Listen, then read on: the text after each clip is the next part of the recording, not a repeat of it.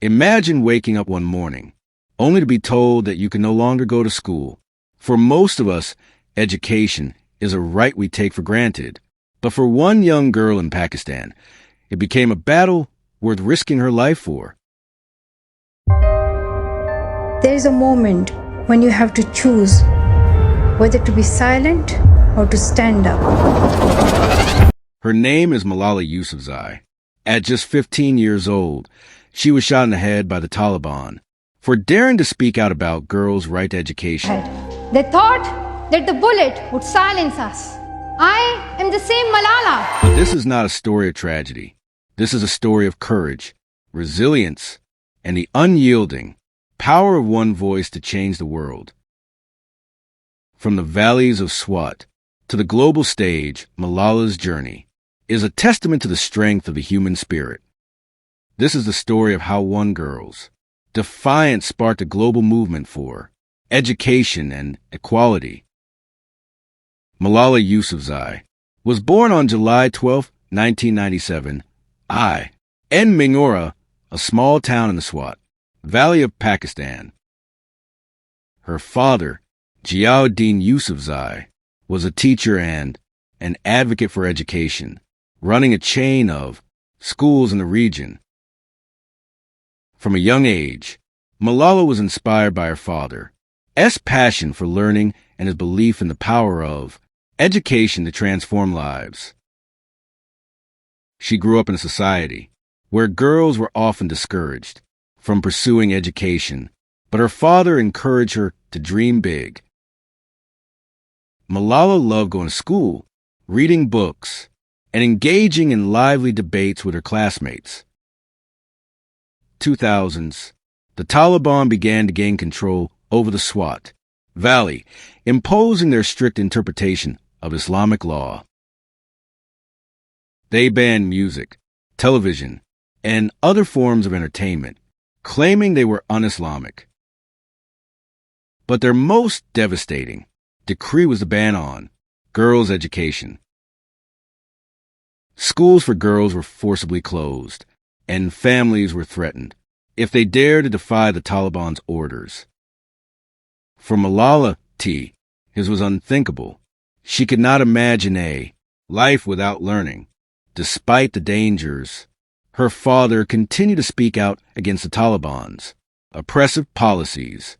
Malala, inspired by her father's courage, decided to join the fight for education. In 2009, at just 11 years old, Malala began writing a blog for the BBC under a pseudonym, Gul Makai. In her blog, she described the challenges of living under Taliban rule and her determination to continue her education. Her words resonated with people around the world, shining a light on the plight of girls in Swat Valley. Her courage made her a target. The Taliban saw her as a threat to their authority. On October 9, 2012, Malala's life changed forever. She was on her way home from school, riding a bus with her classmates, when a masked gunman boarded the vehicle. We cried all the night. The doctors told me she will survive, but she may not be the same as she was. They shot me on the left side of my head. 2 other girls were also injured in the attack, but Malala's injuries were the most severe. The Taliban claimed responsibility, calling Malala's activism an obscenity.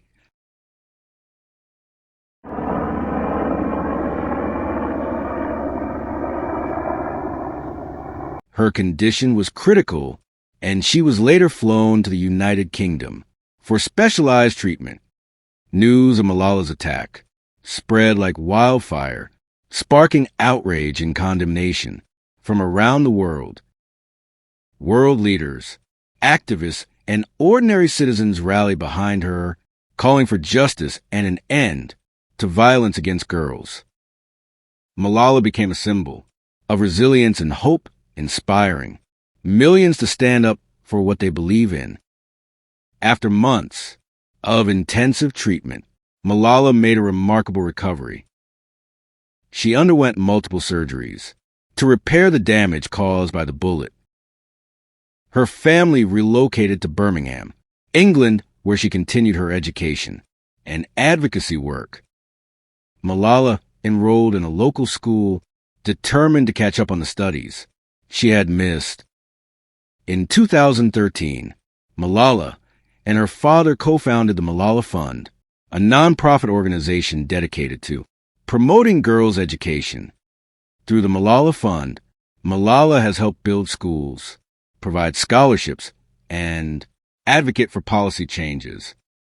Her work has impacted the lives of millions of girls around the world. Malala's message is clear. Education is not just a right. It is a pathway to empowerment and equality. In 2014, at the age of 17, she became the youngest ever recipient of the Nobel Peace Prize. Your Majesties, Your Royal Highnesses, Excellencies, ladies and gentlemen, a conscience exists in the world that extends beyond all boundaries, which is independent of religion, culture, and social adherence. It says that children have a right to childhood, that children should go to school and not be forced to work. They should not start their lives as slaves of others. This world conscience can find no better expression than through Kailash Satyarthi and Malala Yousafzai.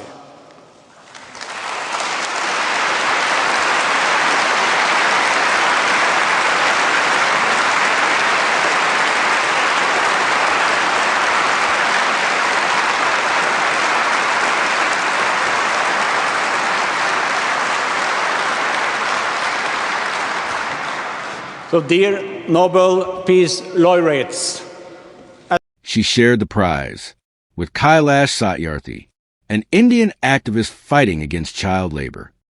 She has also been honored with the United Nations Human Rights Prize, the Liberty Medal, and countless other awards. Today, Malala is a global icon for education and women's rights. Her memoir, I Am Malala, has inspired millions with its message of hope and resilience. Her work has brought global attention to the importance of education, particularly for girls. She has proven that no one is too young or too small to make a difference. As Malala once said, one child, one teacher, one book, and one pen can change the world. Malala's family has been her rock throughout her journey. Her father, Jihad-Din, has been a constant source of inspiration and support. Her mother, Tor Pekai, has also played a crucial role, providing love and strength during difficult times.